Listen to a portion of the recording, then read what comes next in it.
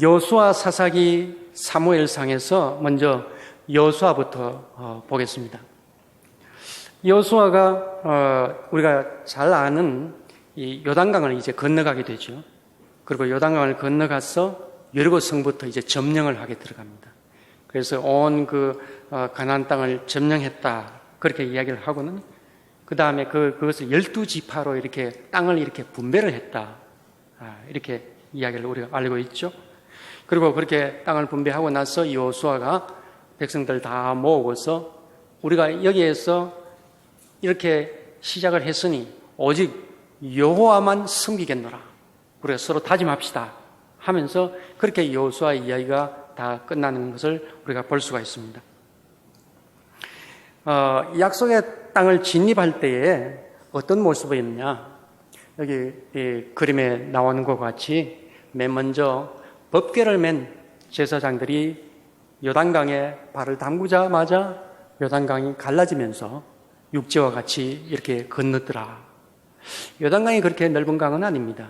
그러나 중요한 것은 하나님의 백성이 가는 곳에 물이 갈라지고 마른 땅을 딛고 갔더라 하는 그 내용입니다. 여러분, 이런 비슷한 내용이 있죠. 출애굽 때 홍해가 갈라지는 사건 있죠. 또 나중에 보면 우리가 또 이야기하겠지만은 엘리야와 엘리사가 그 요단강을 육지와 같이 건너가는 그런 모습도 있습니다. 이처럼 이렇게 강을 혹은 바다를 육지와 같이 건너는 이 장면들이 왜 이렇게 계속해서 반복적으로 나오느냐? 그것은 이스라엘 사람들 생각 속에 이 바다나 이 물이라는 것은 케이아스, 카오스, 뭔가 혼돈의 어떤 상징입니다. 그래, 물을 제압한다. 이런 것은 뭔가 큰 권능, 즉 신적인 어떤 능력이 있어야 되는 것이고 이것이야말로 하나님께서 개입하시는 것이라는 것을 단적으로 보여주는 그런 사건이기 때문에 이 내용을 이렇게 강조하고 그것을 반복해서 나타내 보여주는 겁니다. 이렇게 해서 육지와 같이 건너갔죠. 그러면서 그 전에 여리고에 이제 정탐꾼을 보내면서 거기에서 기생 라합이라는 사람이 그 정탐꾼을 이렇게 보호해주는 그런 장면도 있고요. 그리고 그 다음에 또 건너가서 길갈에서 도를 이렇게 세우면서 우리가 하나님의 인도하심으로 이 가나안 땅, 약속의 땅에 들어왔다 하면서 그 도를 세우는 그런 모습도 나타납니다. 드디어 이제 약속의 땅 정복으로 들어갑니다. 그런데 그 정복하는 것은 이제 완전 전쟁으로 이제 계속되어 가죠. 그 전쟁이 계속되어 가면서 우리는 이 전체를 과연 다 정복했느냐 하는데 한번 눈길을 한번 돌려볼 필요가 있고요. 그리고 전쟁 과정, 그 정복 과정에서 무슨 일이 일어났느냐 하는 것입니다. 예를 들면은 아이성을 이렇게 점령을 하려고 했는데 실패를 했어요. 왜 실패를 했느냐? 아간이라는 사람이 하나님의 그 명령을 거역하고 자기 것을 챙기는 거예요. 그 한 사람의 잘못 때문에 온 그 부대가 완전히 패해버렸습니다. 그래서 여호수아가 하나님께 기도할 때에 하나님께서 제비 뽑기를 하라고 하셔서 제비 뽑아서 아간이 발각이 되고 아간과 그 가족들이 다 처형이 되죠. 거기서 아골골짜기에서 그렇게 처형을 하는 그런 모습을 보입니다. 여기에서도 우리는 단 한 사람의 잘못으로 온 전체가 이렇게 패망을 하는 그런 모습을 볼 수 있습니다. 공동체 정신. 우리는 한 사람 개인이긴 하지만 또 온 전체와 이렇게 연결되어 있다는 것을 여기서 볼 수가 있습니다. 여리고를 점령을 할 때 어떻게 했습니까? 칼 들고 무기 들고 그렇게 점령을 했습니까? 아니죠. 계속해서 성을 이렇게 도는 겁니다. 그냥 도는 겁니다. 나팔을 불면서. 그렇게 돌다가 나팔을 크게 불고 외치는 소리와 함께 그 성이 무너졌습니다. 누구의 힘으로?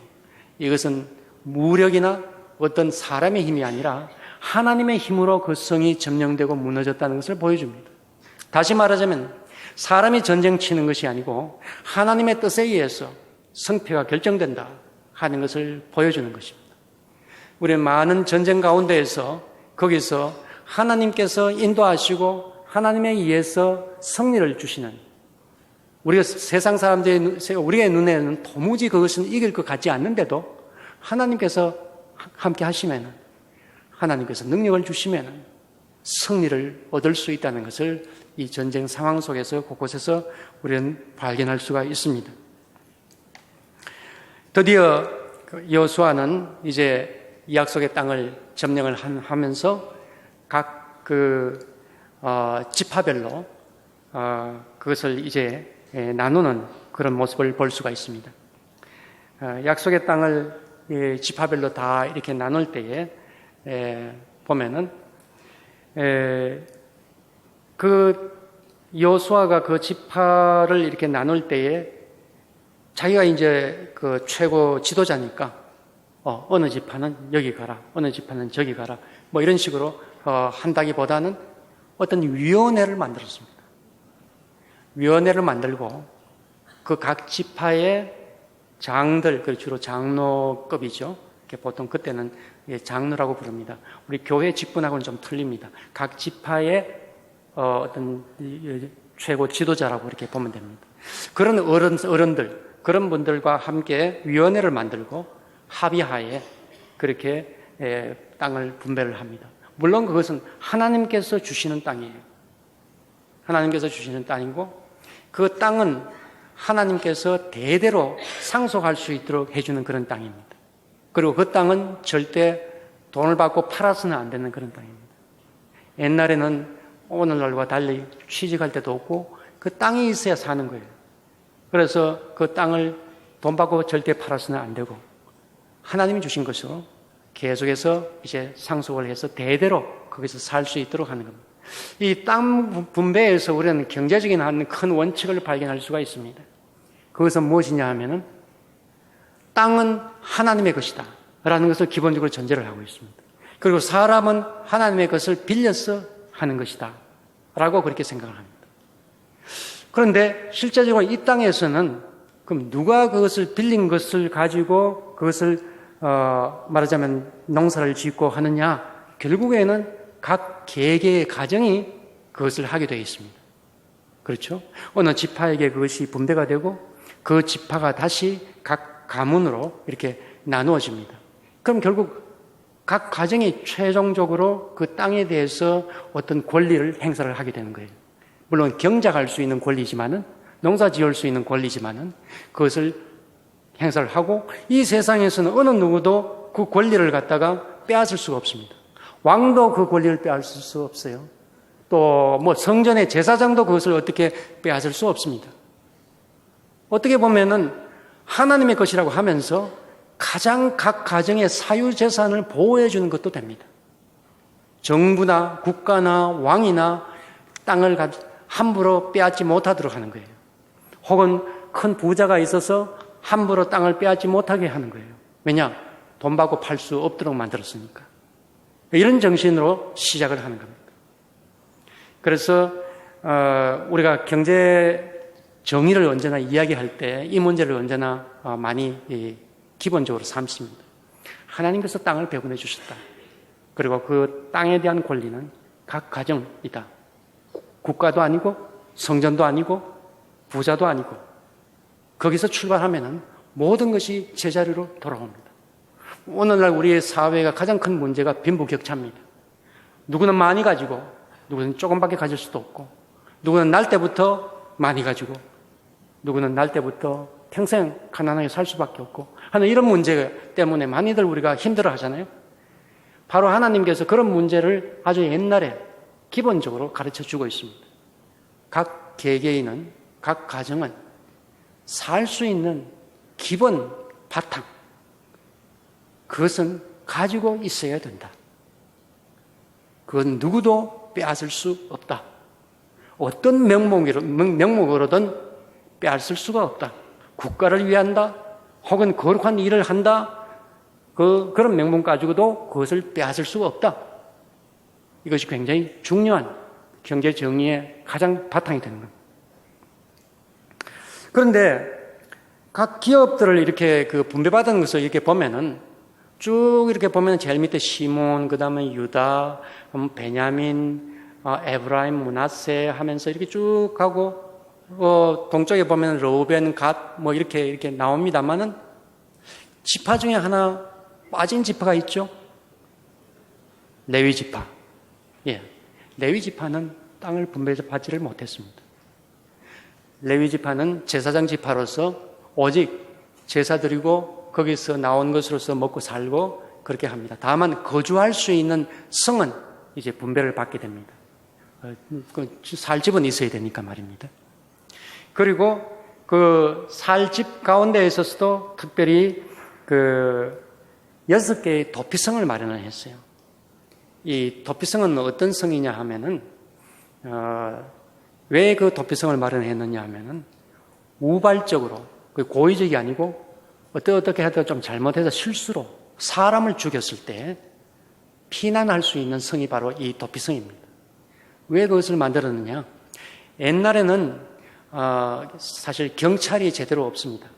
그래서 치안이 잘 잡히지가 않아요. 그러면 어떻게 하느냐? 불문율로 몇 가지 있습니다. 그 중에 가장 중요한 것이 뭐냐면은 살인한 사람은 끝까지 쫓아가서 복수해서 살인자를 죽여야 된다. 이것이 불문율입니다. 그 불문율을 모두 다 지킵니다. 그렇기 때문에 쉽게 사람을 죽이지 못하는 것이죠. 그게 바로 옛날에 자기들의 치안을 갖다 유지하는 그런 불문율 중에 하나입니다. 그런데 고의로 사람을 죽인 사람은 뭐 그 대가를 치러야 되니까 목숨을 내놔야 되겠죠. 그런데 어쩌다 잘못해서 사람을 죽인 경우가 있지 않습니까? 과실치사라고 보통 이야기하죠. 우리 보통 교통사고 날 때 내가 죽이려고 안 했는데 어떻게 하다가 잘못해서 사람을 죽게 되어버렸다. 그런 경우가 있습니다. 그런 경우에는 우리 재판소에 재판을 하면은 좀 형량을 많이 낮춰줍니다.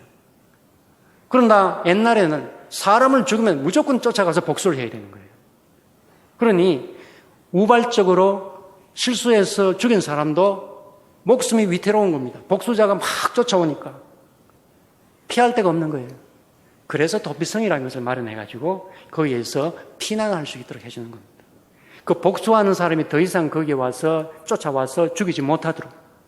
그래서 그 도피성을 마련을 하고 그 사람은 어떤 일정한 기간까지 나가지를 못합니다. 그러나 대제사장이 죽었을 때 비로소 자기 집으로 돌아갈 수 있습니다. 그럼 그때에는 복수하는 사람도 더 이상 그 사람을 죽이지를 못합니다. 이런 이를 위해서 도피성이라는 것이 있죠. 우리 역사에도 보면요, 소도라는 것이 있습니다. 소도. 옛날에 보면은 그 삼국시대, 마한, 진한 시대에 이런 시대에 보면 소도라는 것이 있습니다. 그것도 비슷하게 그런 역할을 하고 있습니다. 얼마 전까지만 해도 명동 성당이 데모하고 뭐 한 사람이 막 피난하고 경찰도 접근도 잘 못하는 그런 일도 있지 않습니까? 그런 역할을 하는 그런 것이죠. 그러나 이 도피성도 계속해서 유지를 못합니다. 왕이 들어서게 되면은 왕이 이제 자기가 치안을 담당한다고 그렇게 이야기를 하면서 왕의 명령에 의해서 모든 것이 되기 때문에 더 이상 도피성도 어떻게 유지를 하지를 못합니다. 오늘날 소도가 없는 것과 마찬가지죠. 경찰이 있어서 치안을 담당하고 이런 것과 마찬가지입니다. 이렇게 해서 우리가 땅 분배를 하는 것을 이렇게 한번 살펴봤고요. 그 다음에 이제 여호수아에서 마지막에 고별 연설을 하면서 여호수아가 여호와만 섬기겠노라 하면서 여러분들과 전부 다 같이 이렇게 하나님을 섬기겠다고 그렇게 약속을 하는 그런 모습을 볼 수가 있습니다. 여호수아가 이렇게 하면서 우리가 좀 주목해 볼 만한 것은요, 이 정도 되면은 여호수아가 왕이 될 법도 한데 왕이 되지를 않았습니다. 그리고 자기의 아들이나 이렇게 해서 왕위 계승을 시키고 이렇게 할 법도 한데 하나도 그렇게 세습시키지 않았습니다. 이것을 보면은 여호수아가 참 하나님의 뜻을 충실히 지키는 충성된 사람이라는 것을 우리가 알 수가 있습니다. 자기의 어떤 그 권리를 또는 자기의 것을 챙길 수도 있는 그런 위치에 있으면서도 전혀 그렇게 자기 것으로 만들지를 않고 오직 백성을 위해서 하나님의 백성을 올바로 세우기 위해서 끝까지 충성한 사람이 바로 여호수아입니다.